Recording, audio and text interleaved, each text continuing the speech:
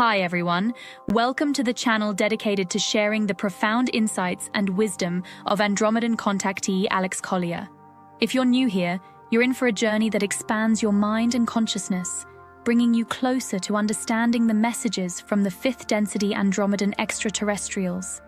For those returning, we're grateful for your continued support. Before we dive into today's enlightening content, we have a small favor to ask. If you find value in the knowledge shared in this video, please consider hitting that like button, subscribing to our channel, and clicking the bell icon so you never miss an update. Your engagement helps us amplify Alex Collier's message, allowing us to reach a larger audience with these vital messages. We'd also love to hear from you, so please engage with the comments below. Whether it's a question, your thoughts, or even just an emoji for the sake of engagement, every comment counts. We read every single comment, and your feedback is incredibly valuable to us, as it all contributes to our mission of expanding this community. So please don't hesitate to leave your thoughts below. Additionally, if you'd like to support us further, consider giving a super thanks tip by clicking the heart with the $sign.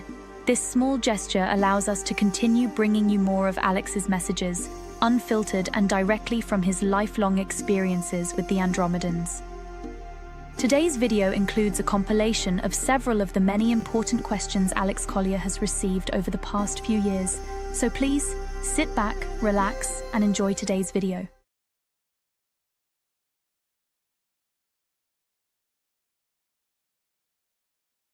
Miners in Serbia dug up a statue that resembles an angel.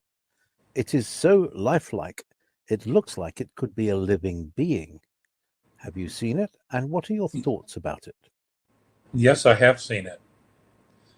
And you're right. It almost as if it was a person that was frozen. Now, I say that, and we have other arts in museums all around the world that are marble.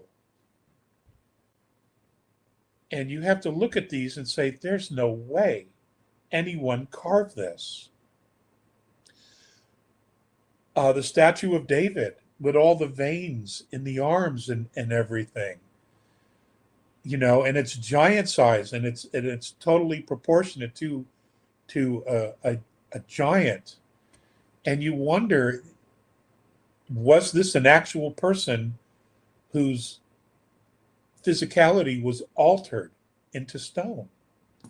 Or was this made with some type of a 3D printer where a block, and it was chiseled by lasers, because they're perfect. They're absolutely perfect, right down to the hair strands, the eyelids, the clothes they're wearing. There's one woman who's wearing a veil, and another woman where her body is covered with what looks like a fishnet. And it's perfect, absolutely perfect. And I think that this art probably came or survived the Tartan destruction, the destruction of Tartania. That's what I think. And someone decided to keep it and not to destroy it. And that's why it exists. And then what they just do is they just lie about the date of it, how old it is and stuff. And that's so easy because, for centuries we've bought all this bullshit anyway. So how would we know? I mean, the Vatican knows. They've got all those records down in the basement, in the catacombs, and the different levels. And I've told you the story about the Italian priest, and the elevator operator, because I wrote a book about it, and they were on the Oprah Winfrey show. It was either the first year or the second year that she was on television. And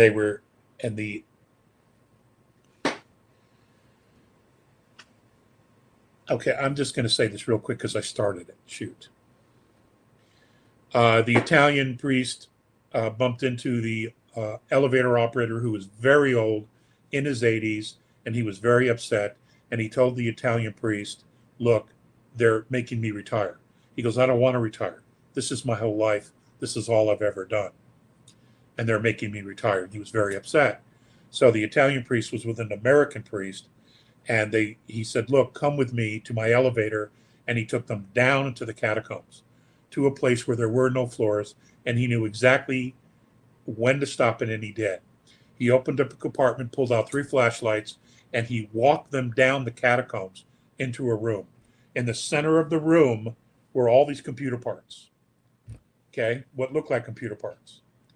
And on another wall on this side here were all these slabs with ancient writings on them, which they had never seen. The most amazing thing was in the far corner of the room, there was this pile of rocks that lit up the room like they were LED lights, but it was some type of phosphorus. So they walk in, and the American priest says to the Italian priest, what are all these computer parts doing here? So he asked the old man, who brought all this down here, these computer parts? And he said, these were not computer parts. These all were found in the desert during the Crusades.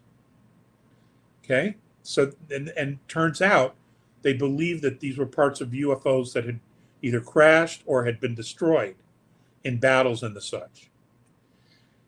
The tablets along the wall, they were made of alloys they had never seen before, in languages they never knew.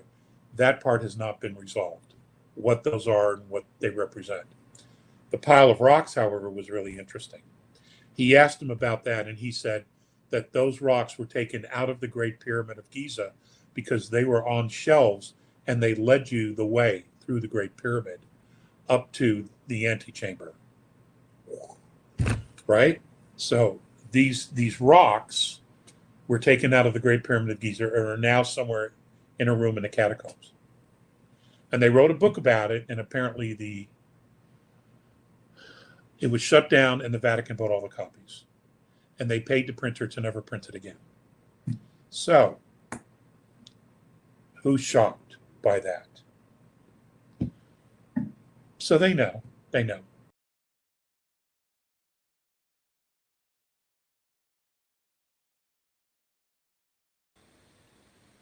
Some critters, asks Natalie Ann, like sharks, certain spiders, cane-toed wasps, some snakes and scorpions are loved as God's creatures. Why do I get the feeling that's not true at all? Some insects are destroying croplands, some animals kill, like sharks. I like to put a spin on common perceptions. What do you think of dangerous critters?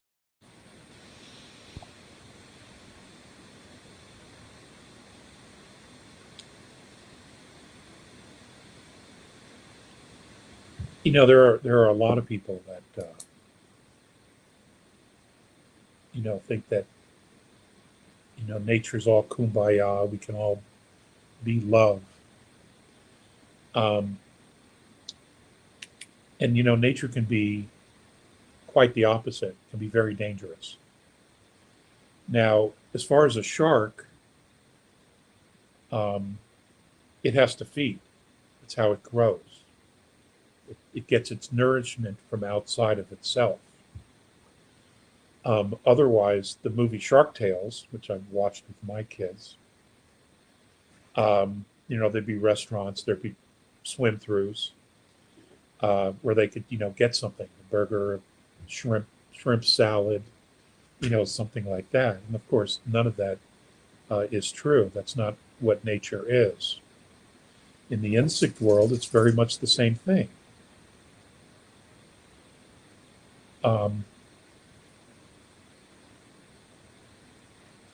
It's a balance. Nature is a balance. And as life lives and then dies and decays, there are usually other species that will live off of that decay or those things that have crossed over or have died in order to maintain a balance of a system. I look at nature and I'm literally in awe of how incredible it works.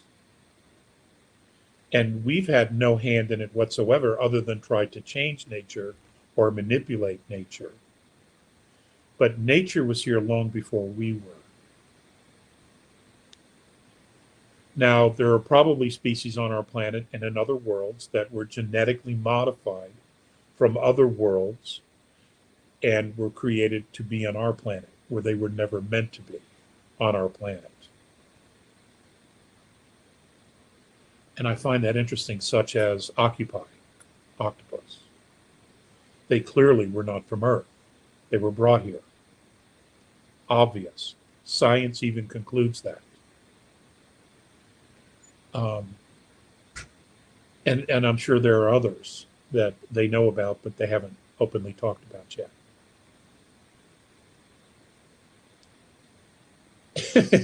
You could almost look at Earth as a zoo. As a zoo. I know that's true of San Francisco. It's a zoo. But you could look at the ecosystem of the entire world uh, as a zoo, an experiment with humanity cohabitating the same space with the zoo or in the zoo. Um,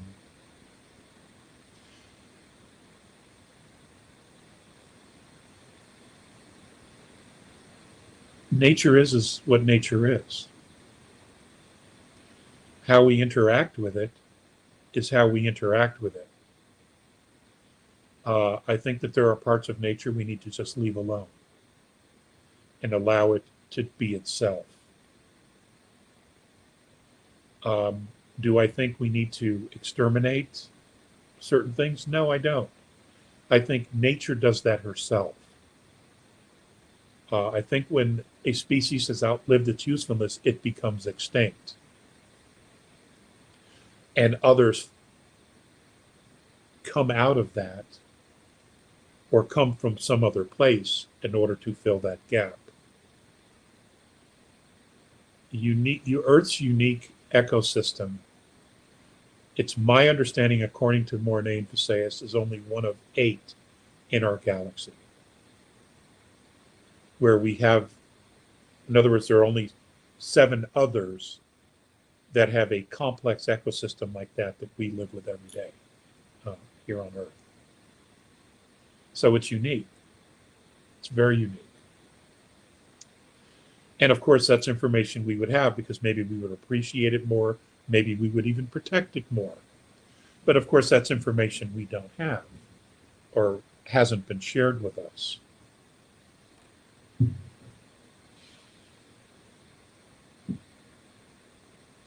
That's all I got. That's all I got on that.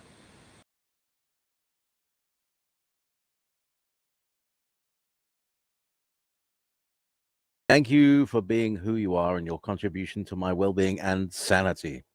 I'm having a very hard time learning our true history because I find many contradicting accounts. Would you elaborate on the relationship between the Lyran Wars, the involvement of the Anunnaki in this war, if any, and their relationship to the Draconians and the Greys? Got a spare couple of days.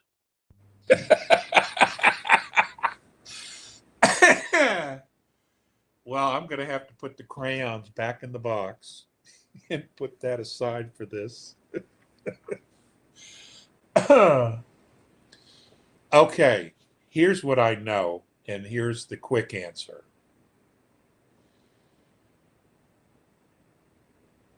The collapse of the Lyran civilization by what we now know as the Draconian races occurred a very, very, very long time ago. The result of that collapse was the migration of many different races throughout the galaxy. The Greys came after that. The Anunnaki would have come after that collapse as well. Elena has some really interesting information regarding the origin of the Anunnaki. And I know she's going to talk about it on her webinar on the 25th. So I'm going to refrain from sharing that information because that's her lane. She's written to me about it and asked me, and I had no input on it because I have no knowledge of that information. So I'm just gonna leave it there. But she has some of that. She has some really interesting information about that, about the origin of the Anunnaki. And as far as Orion, um, I'm not aware that they were nothing but scattered colonies at that point. It could very well be that the true story is far more complicated than has been passed down to us. And, sadly, it's very difficult to trust any of the history that we have on this planet because it's been so fragmented on purpose to keep us blind and to keep us illiterate to that knowledge. Anything that would awaken us to our true divinity and star lineage. I mean, there are still people on this planet who still think we're the only ones in the vastness of space. I can't wrap my head around that. I couldn't even as a child, before I met Morine and Faseus. I simply could not wrap my head about it. I always knew that was impossible. So,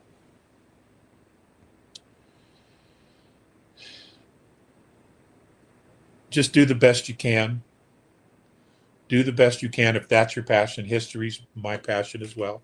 I do the best I can. And whatever pieces I don't have, I try to find. I ask Morine now when we talk about some of that information. Sometimes I get pieces of information, and other times he's not delivered yet on that information. But I also understand that he has multiple roles and he is jumping back and forth in time and dimensions. So I don't give him a hard time. I don't bust his chops because I can't even imagine that role that he has to play, as well as having his own children and raising his brother's children he has taken on, 17 in all. I can't even imagine. So just do the best you can, and at some point we will get that information and all the pieces will fall into place. And then all of us will have the entire panorama of knowledge and history. I do foresee that. I absolutely do. And it's not far off either. At most it's a decade before we have those pieces.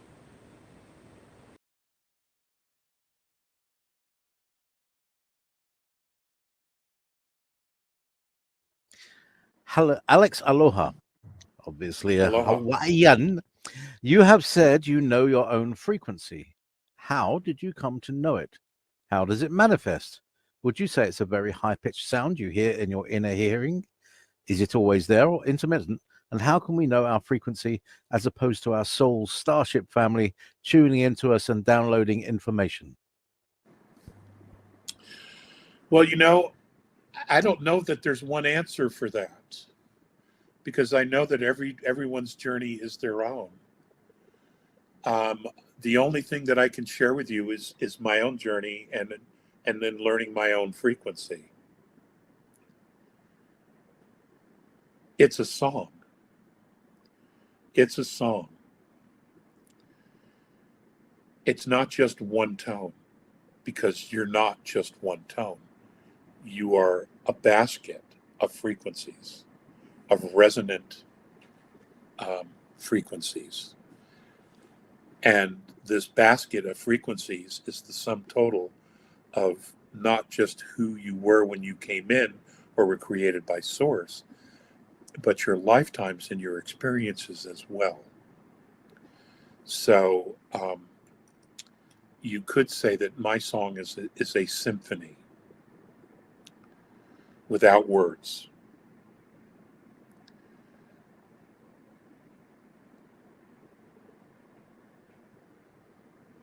And I've learned it by being in a space of absolute silence. When you're in a place of absolute silence, the only thing you can hear is you. Now, how people get there is something else.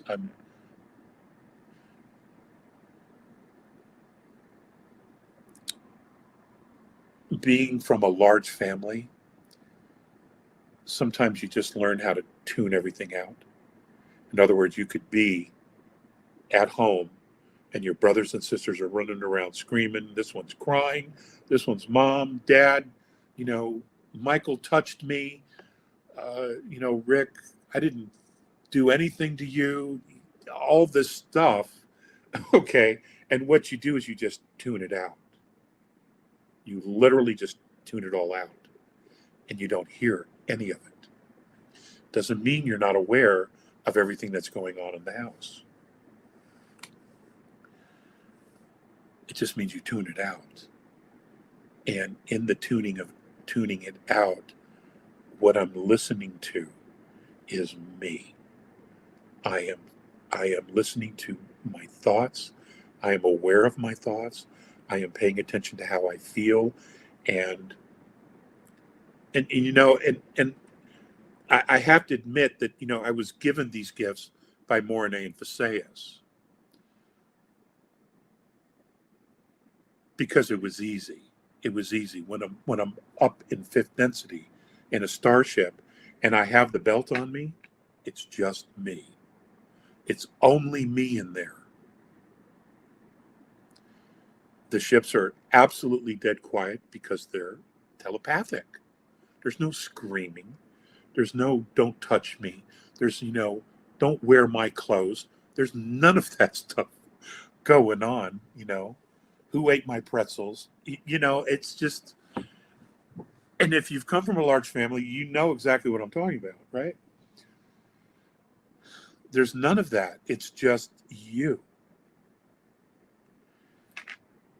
And you learn. You just learn. And And what's really interesting is that when I get really quiet and my song is off, then I know that I'm physically coming into some distress. It took me a long time to figure that out. It did. But now I know. Now I know. I don't know if I could teach anybody else how to do that because my process has been different.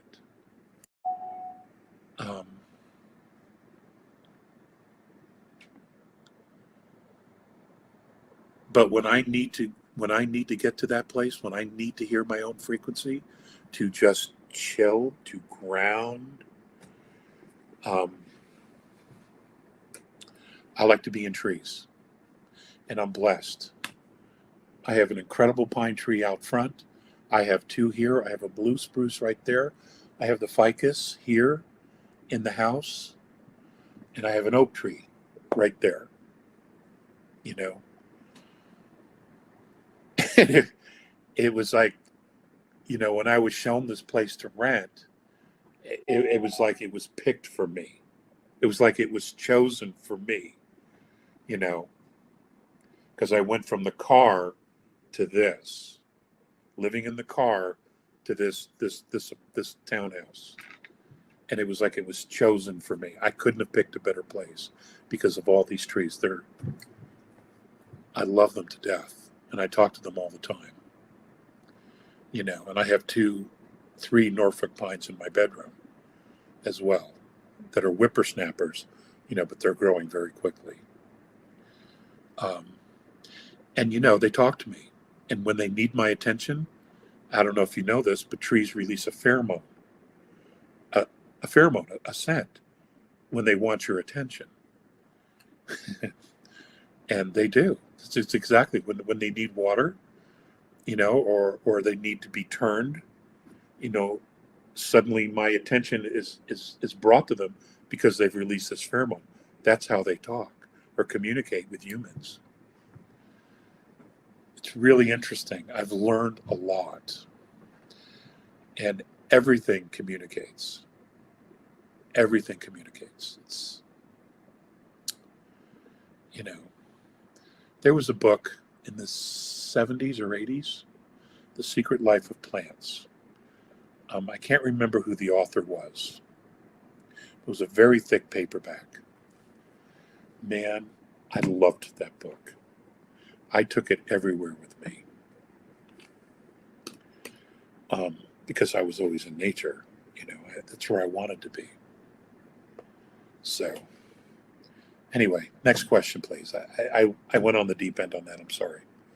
Next question, please. That's fine. It's quite a sweet thing, and very interesting about the trees.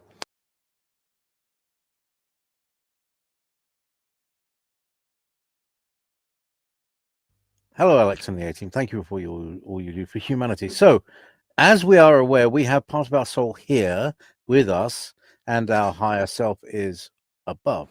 But my question is, what are your feelings for the higher self that has had to sit and watch part of it that has been recycled back here hundreds, if not thousands of times by the dark side, without our soul here getting back to source?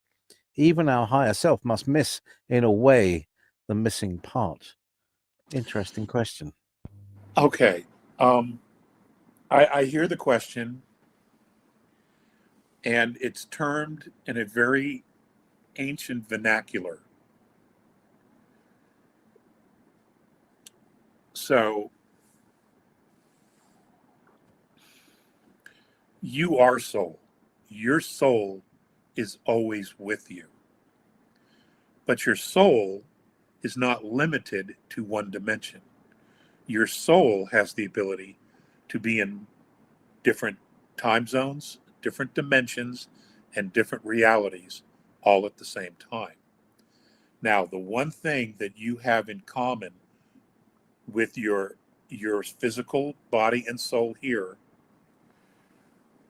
is your eighth chakra. Your physical form, and let's say sixth density, I'm just making that up, but to give you an expression, your expression of yourself, which is in sixth density. I don't know the entire chakra system of a sixth density being, but the very top chakra is your portal to source. That is where your soul is constantly getting information and feedback from source. That is, in fact, your connection to source. That is where the energy, the light that you exist with comes from source, is that top chakra. Every dimension has that. Every physicality that contains soul has that as well. Doesn't matter if it's a parakeet. Okay, they are connected to source.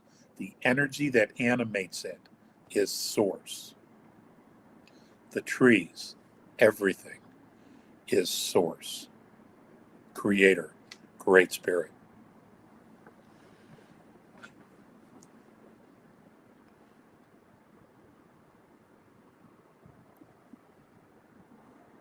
And this is why they say that consciousness is beyond time.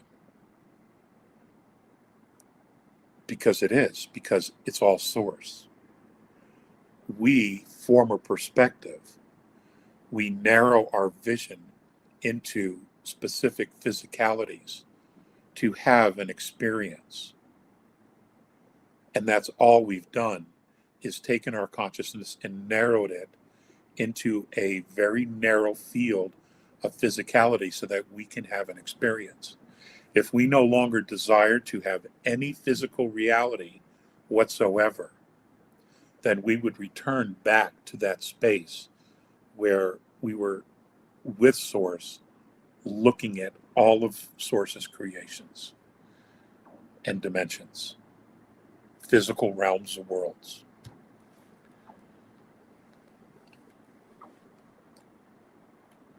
Every single one of us is a time traveler, because technically time does not exist. It's a construct that we use in physical form to have a physical experience.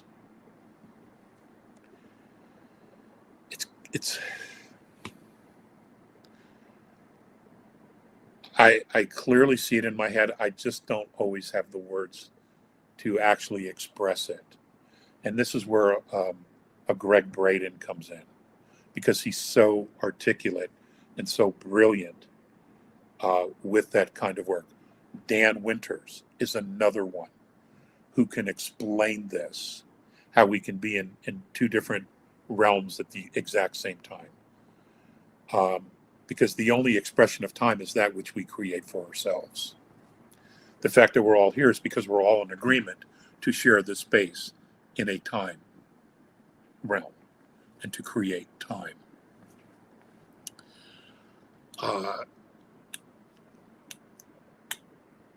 I'm sure Elena would have her opinions on this. There's so many other people that I know I'm forgetting who could explain this better than I could.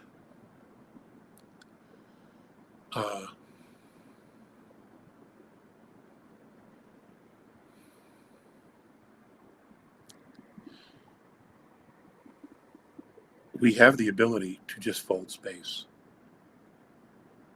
And here we are. And here we are.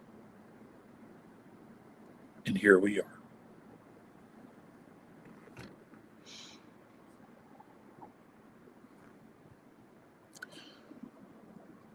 Most of this knowledge has been completely kept from us so that we would feel trapped, so that we would be trapped and stuck, because consciously we wouldn't even think about those kind of realities.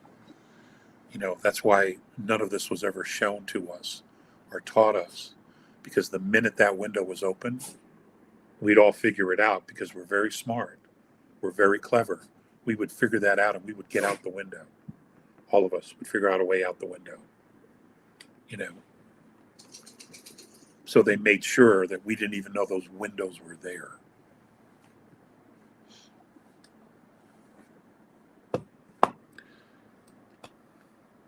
Thank you so much for watching today's video.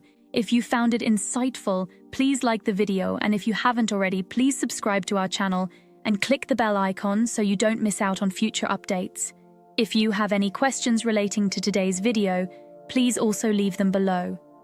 We read all the comments and take on board what our viewers have to say about Alex Collier's work. Remember, your support helps Alex Collier's knowledge and the messages from the Andromedans reach more people. If you'd like to support the channel even more, you can give us a super thanks tip by clicking the heart icon with a $sign. It really helps our team bring you more content. Also, be sure to visit alexcollier.org to sign up for our regular email newsletter. It's the best way to stay updated with the latest news, exclusive content, and upcoming live webinars. For the latest insights from Alex Collier, check out alexcollier.live. And if you want to explore over 250 past webinars, head over to alexcollier.tv. Thank you for being a part of this journey and supporting Alex Collier's work. We couldn't do this without you, and we're genuinely grateful for your support. Until next time, stay curious and keep exploring the vast mysteries of our universe. If you would like to see the Andromedan contactee Alex Collier live via video stream, we hold a live online seminar every Friday at 2 p.m. Eastern Time. For more information on upcoming live webinars, please visit alexcollier.org.